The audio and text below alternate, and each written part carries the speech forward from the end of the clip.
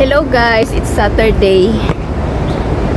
Off ko kasi may utang sa akin yung amo ko ng isang araw. Hanggang bukas pa yung off ko. Ganito talaga pag yung amo medyo kuri, ayaw magbayad. Nung July, hindi niya ako pina-off, pina-holiday. Tapos nung sahod ko ngayong katapusan, imbis na babayaran niya ako, hindi niya ako binayaran. Pinalabas niya ako ngayon, August 8 ngayon.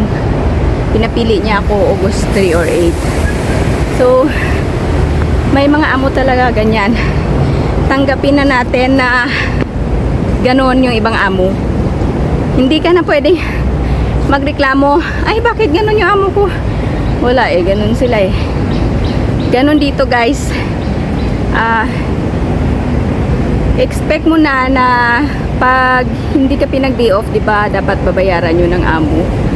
Expect mo na yan na papalitan nila ng ilang days, ng ibang days. Tulad, hindi ka palabasin ngayon, sa susunod na araw ka palabasin o kung kailan sila free. Expect na natin yan. At may mga amo din naman na nagbabayad. So, iba-iba yung mga amo dito. So, ganito yung kalakalan dito guys, na yung ibang amo, pinapalabas ka talaga ng ibang araw kung kailangan kanila sa araw ng day off mo o sa araw ng holiday mo.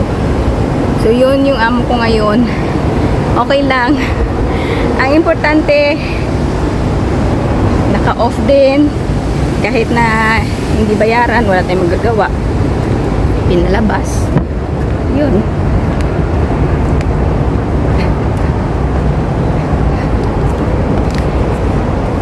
So yun lang. Bye.